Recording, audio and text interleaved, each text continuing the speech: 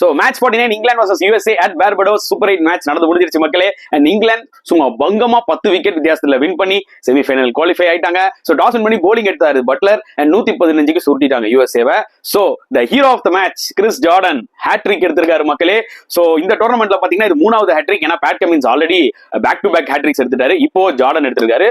முதல் English cricketer to take hat trick in T20 world cup. So இதுவே ஒரு மிகப்பெரிய ஒரு அச்சீவ்மெண்ட். ஆஸ் யூஷுவல் அதில் ரஷீத் வந்து பாத்தீங்கன்னா அவரோட போலிங்ல சும்மா டான்ஸ் ஆட விட்டாரு யூஎஸ்ஏ பேட்ஸ்மேன்ஸை. யூஎஸ்ஏல அதிகமா அடிச்சதே வந்து யாருன்னு பாத்தீங்கன்னா நிதிஷ்குமார் 30 அடிச்சாரு.